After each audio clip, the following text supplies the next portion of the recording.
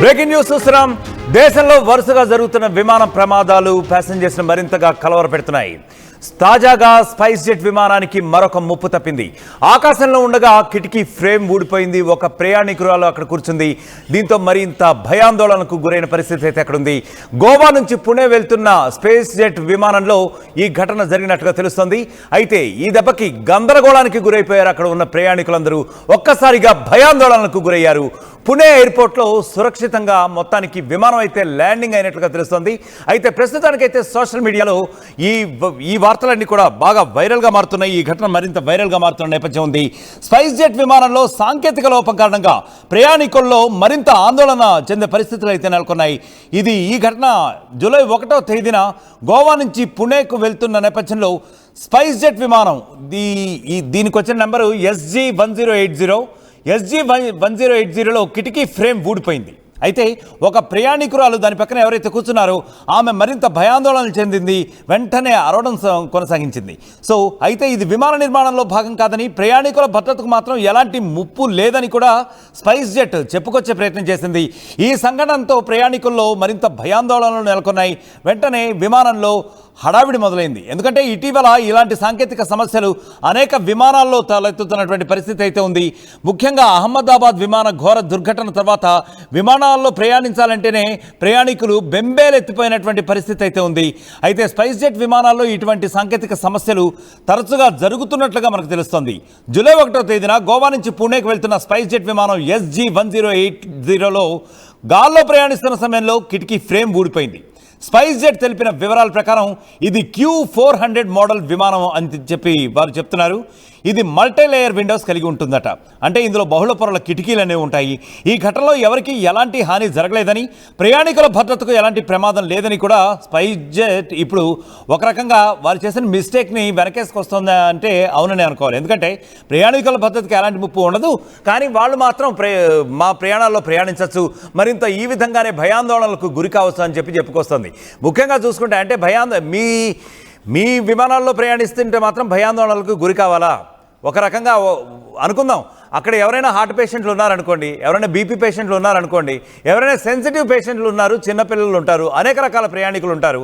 మరి ఎవరైనా హార్ట్ పేషెంట్లు, ఎవరైనా సెన్సిటివ్ వాళ్ళు ఉంటే ఒక్కొక్కసారి చిన్న చిన్న ఘటనలకే ప్రాణాలు పోయే సందర్భం కూడా ఉంటుంది.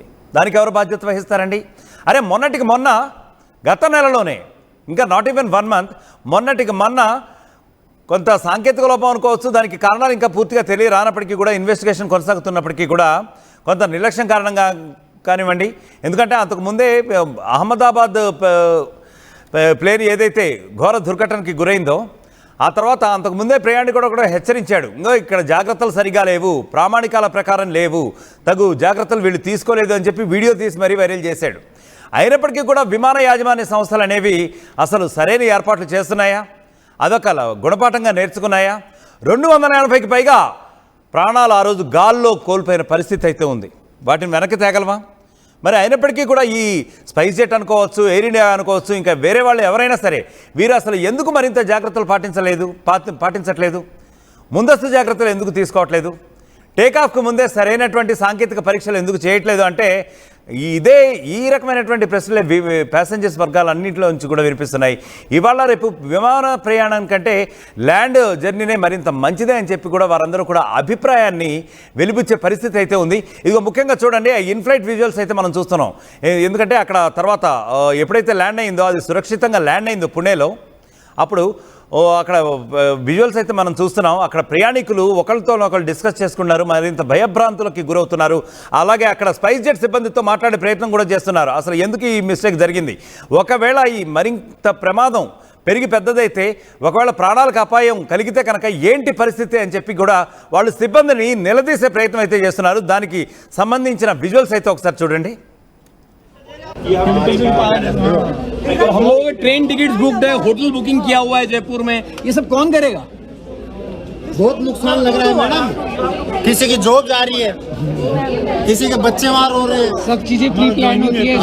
कोई पॉसिबिलिटी नहीं है, हम लोग इस पे एडजस्ट नहीं कर रहे। आप इसे लास्ट मोमेंट पे थोड़ी ना होता है। आपको जयपुर अरेंज करवा के देना पड़ेगा। छोटा जयपुर अरेंज करवा के आप कोई भी फ्लाइट से बात करो, कुछ भी करो, या पेमेंट करो आप ऐसा कि हम लोग जाएं वहाँ से। वो पॉसिबल नहीं है। तो पॉसिबल नहीं है, ऐसे कैसे बोल सकते हो आप 5 मिनट पहले? How can you say that? नहीं वीडियो तो बनाऊंगा मैं। कैसे मना कैसे मना कर सकते हो आप वीडियो के लिए? मैडम ये कोई तरीका होगा आपको? मैडम मैडम मैडम इनके सीनियर को बुलाओ ना, इनसे ऊपर होगा ना, वो इनके बस की नहीं है। तो ये तो दो शब्द बोल दिए, ये तो दो शब्द बोल दिए। मत बुलाने दो ना, डाल देंगे अपन, अपने आप आ जाएगा सीनियर।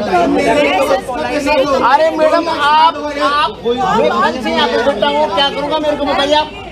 जो भी पॉलिसी प्रोसीजर है मैं आपको एयरलाइन बंद कर दूँ मैम, उसके अलावा कोई चीज़ नहीं है। आप बोलेंगे दूसरे अलाउड नहीं है डिफेंस एयरपोर्ट, क्या नहीं है अलाउड, क्या अलाउड नहीं है? तो आप अरेंज करो ना, फ्लाइट अरेंज करो ना, क्या अलाउड नहीं है? दूसरी एरिया पर रहा है, क्या allowed- अरेंज करो ना दूसरा फ्लाइट। क्या अलाउड नहीं है? आप कैंसिल कर दो फ्लाइट, वो अलाउड है? हमको यहाँ पे रखे आपको कुछ में नहीं क्या बन रहा है ना वीडियो, तो लेकिन आपका ये कोई तरीका हो गया क्या? मैं क्या बोल रहा हूँ, आप 2 घंटे से पहले आप पहुँच सकते थे ना। आप जब फ्लाइट जब टेक ऑफ करने के टाइम पे आप बोल रहे हो कैंसिल हो गई, ये कौन सा तरीका हो गया ये बताइए आप पहले तो। जब पता चलेगा तभी तो क्या पता चलेगा? फ्लाइट तो आप अरेंज करो ना, दूसरा फ्लाइट अरेंज कर दो या फुल रिफंड। రైట్, చాలా క్లియర్గా చూసాం అక్కడ విజువల్స్ కూడా. ఆ సిబ్బంది కూడా కొద్ది ఒకంత నిర్లక్ష్యంతోనే సమాధానం ఇస్తున్నట్టుగా కూడా కనిపిస్తుంది. ఎందుకంటే మీకేం కాలేదు కదండి అట. ఏంటి మీకేం కాలేదు కదండి? అరే మొన్న 280కి పైగా ప్రాణాలు గాల్లో కలిసిపోయినాయి. వాటిని ఏమైనా వెనక్కి తెస్తామా? లేదు. ఎయిర్ ఇండియా కొన్ని సంస్థల్లాగా ఇన్సూరెన్స్ ఇచ్చి చేతులు దులిపేసుకుంటామా? ఏంటంటే అసలు ఆ సమాధానం ఏంటి, ఆ నిర్లక్ష్యం ఏంటి అసలు?